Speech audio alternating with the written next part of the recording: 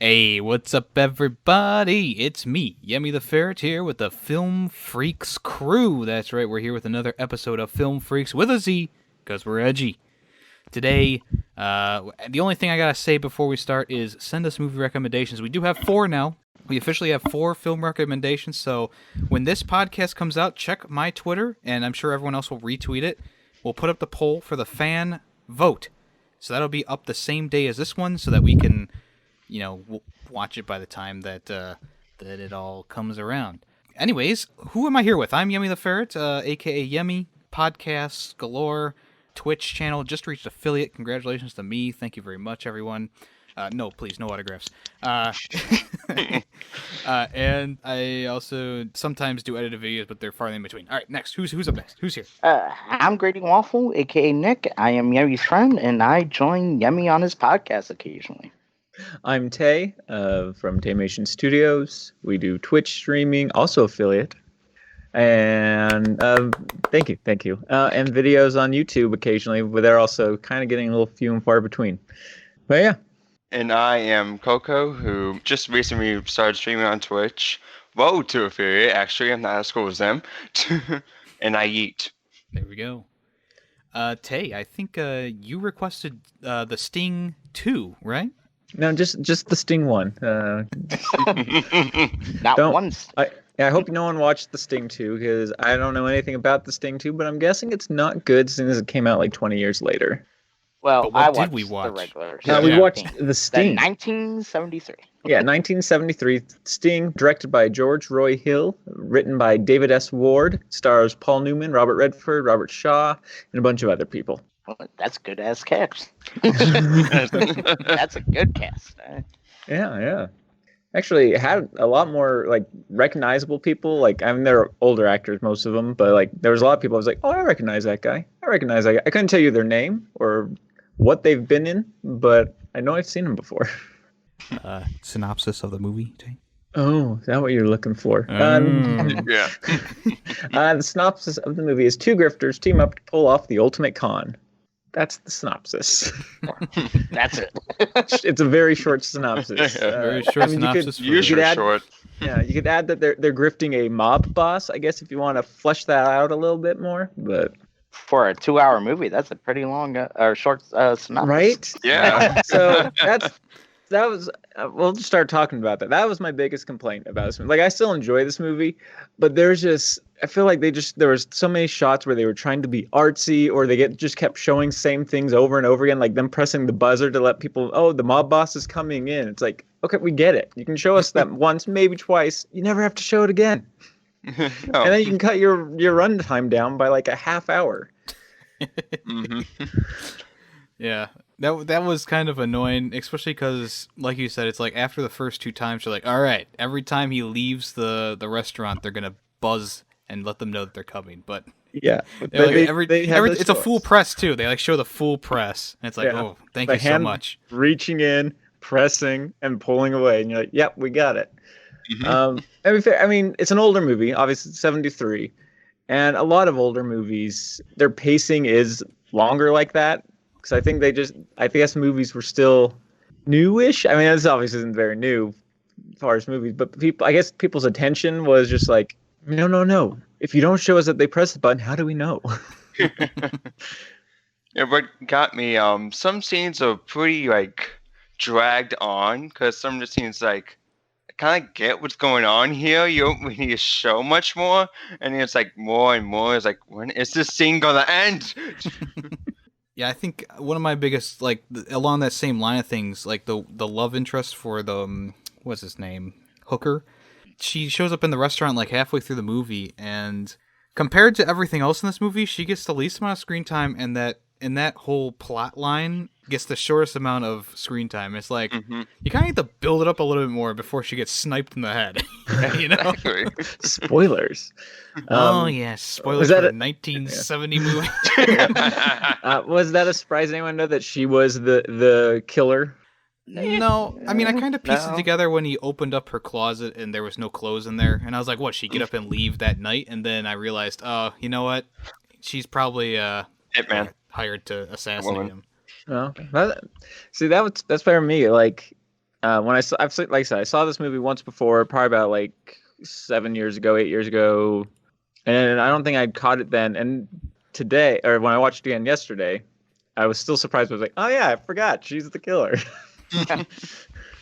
Also, like, they said, like, oh, she's gonna kill you. They're walking towards each other. It's like for like a whole minute. They just kept walking towards her. She was going to kill you. Why didn't you do it?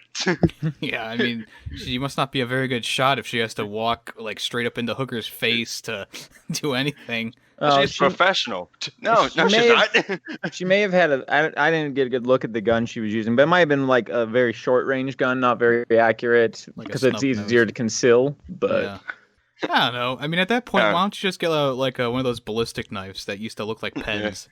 If you're gonna get in that close, that's cooler. Yeah, exactly. Way cooler. Yeah. I mean, yeah. But yeah, I don't know what I'm even gonna say anymore. Yeah. No, I can see your point. What do you guys think of the secret assassin guy with the glove? Was that just thrown in there just so that Hooker's like heat would just die automatically or something? Well, he was originally, I think, set up so you thought he was the killer who was, hunting him down. And so then they threw that old switcheroo. It's like, no, she was it, and he's there to protect her or protect Hooker. And you're like, oh, okay. Okay. Oh, the old switcheroo. Yeah, I mean, it's a con movie, so there's a lot of switcheroos. Yeah, a lot. Yeah, a whole lot.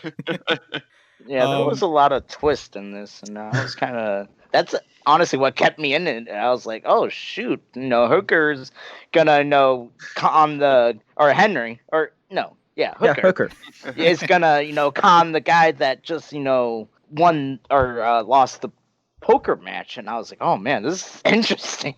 So that's pretty much what kept. I did enjoy that whole train part. That train part of the movie. Yeah, that was actually really great, fun great and scene. cool and good to see. I really feel like somebody could go and take this movie and make it like an abridged version with just the footage we have, and improve the pacing, and just it'd be a really, really good movie. Mm-hmm. But like overall, like the story of them, like all the switcheroos of like, oh, is he conning him? Oh no, he's now conning this guy, and you just never know, which is one of the things, or one reason I really like con movies, or like Ocean's 11, is you go, oh, so wait, how are they really going to do this? Yeah, they kept switching around the plot. It's like, oh, he's working for him. Oh, no, mind, he's working for this guy. Like, who's the good guy here? Yeah. None of them are good guys. Not even the cop. Not even, especially that cop. He was a dirty cop. Yeah. He was also the worst actor in the movie. I gotta agree with that. I can agree with that. I wasn't paying attention well enough to notice, but I can agree with that. The one scene that stuck out to me the most is he goes to arrest Hooker at his place. And he barred the Hooker opens the door and he's like, hey, you stop him, and he's like trying to be really forceful, and you don't understand anything that he's saying because he's just like, it's like, okay, what are you saying again? Some Star Wars character over there. I did find it cool that Hooker put that piece of paper into his door, to make sure that no one opened it or whatever. Yeah. And I wasn't sure what that was for when they originally showed it, and then I was like, oh, that's smart. But why didn't you do it again? Yeah, I've seen that in quite a few movies, usually like a matchstick or something different, sometimes a thread, just something that can show you, oh, my door's been opened. There's someone in here waiting for me in the closet. Yeah. Yeah, see? Alright, does he have a gun? Alright, let's find out. Yeah. Also, you see many people try to kill him, but not one of them actually lands a hit. It's the Demolition Man problem. Yeah, it's basically Demolition Man all over again. They're all freaking horrible shots. I mean, the cop hit him once in the face. Yeah, once, but that's one of the real more important characters. She's random characters. She's like, oh, I'm just gonna kill you. I was like, oh, but I'm a terrible shot, so you probably would survive. Running in a straight line, I'll never hit you. Yeah, exactly. That got me most all right, I got just extremely slow. Oh shit, I missed. Oh, 1930 guns weren't very accurate. That's true. Or maybe it's just the people using them, huh? Yeah. That too. That's that too. As I mean, to say in Madden, maybe it's something in between the eyes. I mean, that one guy was a really good shot. The guy with the gloves. I mean, he Yeah. sniped the woman from like across the alley. Mm-hmm. Best shot of the whole show. Yeah, keep that guy around. He's the only one who can actually hit anything. Exactly. The one thing that really annoyed me about this movie, and it's not like a huge gripe, but the music in it. The honky-tonky piano music, it was very loud, and It kept repeating. it was like Western music. I recognized it from like Red Dead Redemption, and I'm like, I'm relating this to a Western now, but it's not a Western. It's a con movie set in like downtown Chicago. In the 30s, where that Right. music was all they listened to. I just felt like it was a little out of place. I don't know. Maybe it's just because I associate that movie with Westerns, but Maybe. it's like the Yeah. or like the Roaring Twenties. Mm-hmm. Yeah, I didn't which- notice. Me. I didn't mind the music. I thought it fit. Because like I said, yeah, it reminds me of like the 20s and 30s, Depression era. So when they didn't have a lot of people producing music, maybe. I don't know. It's got a Yeah, point. probably not. I mean, it didn't sound like there was a whole orchestra behind it. It just kind of sounded like it was one person on the piano. I'd have to go back and rewatch it if I ever want to find out if I'm right about that or not. But that's all right. It kind of sounded like a piano that was doing it, because I'm not sure what other instrument it would be. It was a piano, and I think there was like a few strings accompanying it occasionally, but mostly it was piano. Yeah. Yeah, very basic. But I guess it worked. I didn't like it. That's fair. That's a fair critique. It was what got me was like at the beginning it was like like a bunch of music. It's like okay, is this gonna last the entire film? I think after a certain point the music just stopped. And I was like, huh? And about the like ending scenes, you just hear the music and it's like, oh, is that how it's gonna go? Yeah, it doesn't play. Yeah, it definitely doesn't play throughout the whole thing. There's a lot of scenes with no music, and then you just randomly get this honky-tonk piano music. Yeah, exactly. I liked the transitions between the different parts of the movie. I thought that Yeah, like the me too. drawn images were really cool, and then they flipped the page, kind of like they were reading a book or something like that. I thought that was a really clever way Yeah, of that doing was it. actually really cool. I'm pretty sure the reason you see a lot of those types of transitions in a lot of 70 movies, like Star Wars, is because they were kind of new, and people were just like, "Holy shit! Look at these cool little transitions I can do." And it's like someone in After Effects going, "Whoa, look at this!" Yeah, I'm pretty sure that is what it was. We could win an Oscar with this. Best film editing. All right, Bohemian great. Rhapsody won. Yeah, exactly. I think this movie won some Oscars or something. Yeah, I think it got Best Picture. Hold on, I can look it up real quick. Yeah, I was like, I'm gonna have it up here too, but I don't know where to find it. yeah. I was Oh, looking at the Wikipedia video. is always the place to go. Oh, I see. Here we go. Awards. So, oh Jesus. I don't know if this is relevant to the podcast, but Sure. Oh, look, this Wikipedia page has the entertainer, the music that plays during it, right here. So I'm pretty sure. So why is it no awards showing up? Winner Oscars: Best Ah. Direction, Set Decoration, Best Costume Design, Best Film Editing, Best Music, Scoring, Original Song and/or Adaptation. Wow. Best Actor in Leading Role and nominee for Best Cinematography. Dancing. Cinematography. Yeah, Oh, and so- Best Sound. Wow, So- it okay, did there win you Best go. Editing, guys. Wow. So Yeah. those transitions Ah. paid off. Best Yeah. Film, Yeah. William Reynolds. Probably worth one for them. All the people in the audience were like, "Future." Huge. But that transition didn't last very long, though. Well, it was good enough. Won him an Oscar. Yeah. Yep. What did you guys think of the payoff at the end of the movie? The actual sting and how it worked out. I really enjoyed it, especially like the first time. I wasn't sure about the whole like FBI thing. I was like, wait, is this part of the sting, or is this just like he's really just going to turn them in? Obviously, this time Yeah. I remembered like instead I was like, oh yeah, this is part of the sting. But I enjoy that. I Whole cat.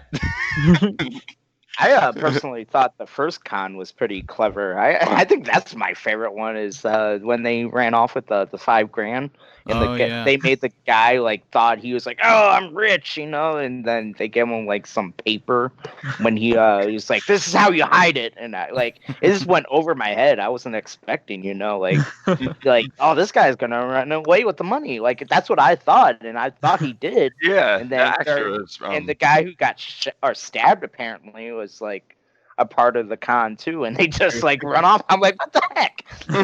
I thought that was my favorite. That was pretty good. Yeah, that was a good con. Yeah, it was a good sleight of hand. I didn't see that one coming either, and I also I was duped by the ending one too because of the FBI plot. Like if it wasn't for the FBI, I would have been like, okay, so he's obviously he faked it. But when the FBI was there, I was like, because there was no way to really know if the FBI was part of the con. Yeah. Because like they didn't show any signs of it, and of course they had to do a really good job of that with the police officer being around and conning the police officer along with Mr. What's his face, whatever the guy slight limp or whatever. Oh yeah, Doyle. Well, yeah, the thing I like about it is like right after he's like, yeah, fine, I'll help you, FBI people. Like you get that scene where Hooker and what's his face, Gondorff or. Gondorff. Yeah, Henry. His name. Henry. Yeah, Henry are like talking, and like the conversation they have makes it feel like he's like, do you regret doing this? Or like he's like, you're gonna, I'm gonna turn you in. This is kind of what it felt like. So that I think that really helped sell the FBI thing. We're like, oh shit, where's this going? Yeah, exactly. But yeah, to the other point, like the FBI thing as well, like how you don't see it coming. It's kind of like in Ocean's 11. When the one guy fakes a heart attack, but you don't know if he's faking it or if it's part. It's like, where'd this come from? Because they never mention it. Yeah, I never saw Ocean's 11, so me neither. It's a good one. Well, there's Tay's next recommendation. All right, so Nick's all Maze Runners. I'm all con movies. There you go. There, we're getting our theme set. And Yemmy is war movies. Yeah, there we go. Oko, you're a whore. Sorry. Yeah, pick something different. Whatever you pick today, it's got to be horror. There you go. Dang it. Let's see. The only other thing that I had written down for this movie was that it had a pretty good flow to it, I thought. Even though some scenes were dragged out a little bit too long, I felt like the action and pacing was actually pretty good for a movie of this time. Because when the movie first started out, this very slow opening getting up to the point where the first con happens, where the guy's on the ground and stuff like that. And I was like, oh no, this is like one of those movies that you watch that's in black and white, except it's in color. But as the movie went on, I was feeling the flow, and I didn't feel the time as much as like Star Wars Episode 9. So that's a good thing. Yeah, I really did enjoy how they like divided up into chapters, I guess we could call them. Where it gave you like the preview of like what's about to come. Here's the setup. Here's the main con. Here's this. Here's that. So that was pretty neat. It was easier to follow. Tay, do you know if they shot this movie in Chicago or if it was all set pieces? I was wondering that while watching this. I was like, is this really in Chicago, or is this because like there's time I feel like some of it was in Chicago, but some of it had to be a set because there was times where I was like, that looks very Chicago-y. Mm-hmm. And then there are other times I'm like, that looks like a set on the Universal backlot. Yeah, you go to the tour of the lot at Universal Studios. They're like, and here's where the Sting was shot. And I did enjoy a lot of the set pieces in this, especially the fake betting area. I thought they did a really good job with that. Other than the fact that the barred in area where they take the money is just like open, so anyone could just walk around and be like, "Give me back my money." Exactly. And I also felt like they kind of did over, like I feel like they did too many times because they did it first time it's like, oh, we got $5,000. Next time it's like, oh, I missed the money. And the third time was the actual Sting part, but I was like, why'd you need the second one? It didn't really do anything to the plot, really. Just showed them that he was coming back tomorrow. Well, it did actually do something for the plot. It showed that their source was reliable. Yeah. That was the point. But he wanted to bet too much money, and they weren't ready for that. So that's why they had him not make it, so they didn't have to pay off a bunch of money that they didn't have, and they wanted him to get bet the big money. That's true. If you were Doyle, who is the mob guy, wouldn't you get a little suspicious of these people kind of coming up to you almost like they were acting. I mean, to us, obviously, it's more apparent to us. But even when you're watching the show, like, he sits down and there's a guy across from him and he says his line and then he leaves. Another guy sits down, he says his line and then he leaves. And it's like, it kind of was a little obvious to me. But maybe if you're in that position, you wouldn't. I don't know. It seemed a little bit obvious to me. Oh, I agree. It was a little obvious. He wasn't the best mob boss. I did like his goons. They did look pretty gangstery. I like the guy had a flat face and stuff like that. It really looked like how you would expect a mob guy to look. Exactly. Also, last question for today, for me at least. Where do you think they went after they got the money, and how did they spend it? That's a tough one. I bet you Hooker spent it on gambling. Yeah, maybe.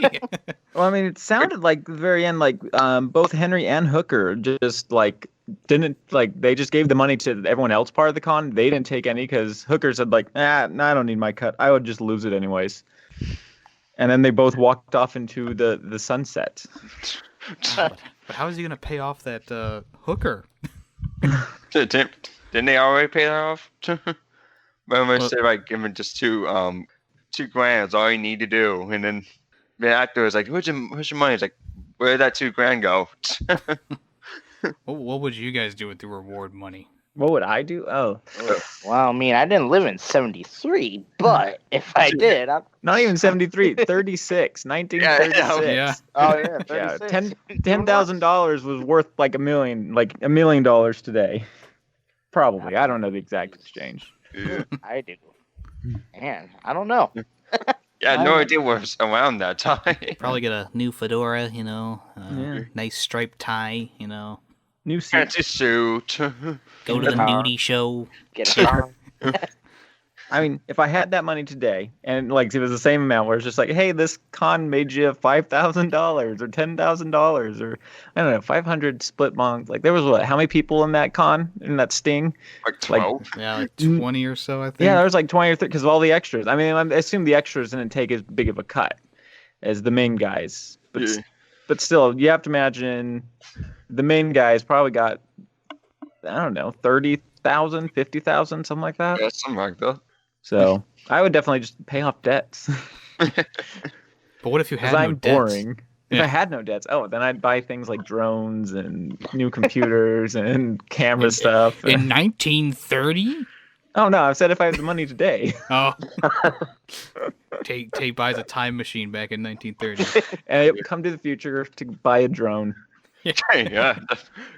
Go to time machine, go to the future, get a drone, come back. Tay would buy a hoverboard and just go back. Yeah. He would change time forever because Back to the Future would have an actual two-wheeled hoverboard instead of the actual hoverboard. We'd have to go back in time and stop Tay from doing that and ruining the movie. Tay would kill you. I'm sorry. We're gonna go back in time because it's okay. Happens. I deserve it. Go Back to the Future part actually happens. Don't ruin Back to the Future. Tay, you could change Star Wars. Oh, you could. Yes. Please. Please do something. All right, Please. guys. Tell you what I'll do. I'm gonna kill George Lucas before he made the prequels. No. That's okay. Wrong foot. So it was a change. I killed the one guy we like. Oh no. Oh, why would you like him? He hasn't made anything good in ever. But we don't need to kill him. Did you say what you would buy with the reward money? Oh, what I would buy? Well, if I actually. Well, I said if it was 1930, I didn't know what I would buy, but if it was present times, and I would just upgrade, just get a PS5 and upgrade all my stuff. Coco's looking into the future. We know, getting that interest. No, I'm sorry, Coco. All you can buy with that money in the year 2020 is a PS5, and then the money's gone. That's it. Yeah, exactly. You can buy 3 Reese cups. Giant Reese cups. Yeah, there you go. Big as hell. I was just like, all right, yep, my money is well spent. Well spent. All right. Does anyone else have anything they want to say about The Sting? I think I'm Were you good. disappointed that there were no bees in the movie? Not I the expected like one B joke, but I didn't see any. All right. Do you guys want to give your final thoughts and rating on the movie? Sure. Sure. Do I go first since it was my movie? Yeah. Sure, yes. Yeah. Okay. So overall, I still really enjoy the movie. Besides some of the, like I said, scenes that go too long and stuff. Pacing I thought was pretty good, and I mean it's not a perfect movie, but it's still a good movie. I still enjoy it. I'd give it a 4 out of 5. All right, I'll go next. The run time was a little long for me. I was kind of dozing off, but with the different cons, and it kept me waking me up, and I was like, "Oh, this is good." I was like, but then it was just like the different chapters that were so long. It was like reading a book almost. It's like, oh, Yeah, chapter 3. 300 pages. You're like, oh man, here we go. But I give it a 3.5 out of 5. My review is that some of the scenes I was like, I'm losing interest. I did like the transitions. I did like the cons were actually pretty interesting, and some of the parts were interesting, but also some parts like eh. So I'll give it a 3 out of 5. I enjoyed this movie. I thought it was a fun little romp to go through. As you guys said, the pacing's fine, but just some scenes kind of dragged on too much. I felt like the love interest for Hooker needed to be fleshed out a little bit more, rather than just like her and him sleeping together once and then she tries to kill him after that. I did like the train scene sticks out to me, and I'll probably remember that scene for a long time because that was a really good scene. I'll always remember the end of the con and how I was actually surprised about the end of the con, and of course that first con is pretty fun too. So all in all, I'm going to give it a 4 out of 5 as well. Excellent. All right, there we go. Coco has the privilege of recommending a movie. What you got for us? Alright, so as people may know, I'm a huge Marvel fan. So I wanted to use my recognition to have the movie that started the Marvel Cinematic Universe. So that would be Iron Man in 2008. After being held captive in a, sorry if I pretty much butchered this, Afghan cave, I have no idea if I said that right, billionaire engineer Tony Stark creates a unique weaponized suit of armor to fight evil. It's actually a really great movie. Some of the main cast, it's Robert Downey Jr., Terrence Howard, Jeff Bridges, Gwyneth Paltrow, with only his voice, Paul Bettany, and Jon Favreau. Cool. The funny thing, Coco, I was actually thinking about this movie today. Like, I was like, I wonder if Coco's going to do a Marvel movie. And then I was like, it'd be cool if he did Iron Man. Because I haven't seen that movie since it was in theaters, which is pretty long time ago now. Yeah, exactly. I actually watched it probably this year, maybe end of last year. So I'll watch it again. But I'm a big fan of Marvel too. So you know what? I'll if you want to be the Marvel guy instead of the horror guy, I will accept it. Yeah, I'm definitely the Marvel guy. Where can you find it? You can find it on Disney Plus because they have all the Marvel movies. Yes, is it still on Netflix? It is not on Netflix. I don't think it is anymore. I'm not entirely sure. I think they took most of the stuff off of Netflix. Yes, PlayStation Plus. I'm sure you can rent it off of there. Yeah, YouTube. Yeah, you can rent it on like Amazon. And let's all talk at the same time, guys, quickly. All right, 3, 2, 1. Yeah, so like Nick was saying, Disney Plus, Vudu, Google Play, iTunes, Amazon Prime, YouTube, PS4, and probably the Xbox Marketplace. But probably the place that we're all going to watch it is going to be Disney Plus, or if you have it on DVD or Blu-ray. Yeah. Mm-hmm. Correct. This will be fun. I'm excited to watch this again. Yeah. The only thing I remember from this movie is the ending where he's like, I am Iron Man, then I am Iron Man starts playing by Black Sabbath, so it's going to be fun to rewatch it. Yeah. Mm-hmm. All right, well, hey, in 2 weeks, make sure you guys watch Iron Man from 2008 with ya boy Tony Stark, a.k.a. Robbie Downey Jr., and we'll discuss that. Spoilers, of course, for Definitely Iron Man. Spoilers. We'll probably talk more about the Marvel Cinematic Universe and how this movie affected it when we talk about it. So, yeah, that'll be fun. I mean, Iron Man was one of the first movies that had the the big fight at the end that kind of became a trope later on. So it's gonna be fun to talk about it. Yeah. As I said when the podcast started, the fan vote is gonna come up the same day as this podcast episode. So when this one gets uploaded, swing on by our Twitter accounts. We'll have the poll set up. It'll run for probably the whole weekend. We'll see which one wins. I'll, of course, announce which... Actually, I'll just say them right now. So in the poll, we have... The first person who recommended was Callus, and he said he wants us to review the original Mission Impossible movie. Maztec Gaming came out with the second one, and he wants us to watch Goodfellas. KG Productions said he wants us to watch The Irishman. And Gaia Legend said the original The Thing movie from 1982 by John Carpenter. So we'll put all four of those movies into a poll, and y'all can vote on those when that gets put up. Like I said, pretty much at the same time that this podcast is going to be put on my Twitter and Discord and all that, the poll will come up around the same time. So, yeah. Anyone else have anything else they want to say? Anything else they want to say? No, I'm good. I'm good. All right. Well, I have been YemmytheFerret, and I've been here with... Christmas Waffle, a.k.a. GreedyWaffle. Taymation. Coco Gamer. And thanks for watching this episode of Film Freakz. Listening. Bye-bye. See ya. Bye.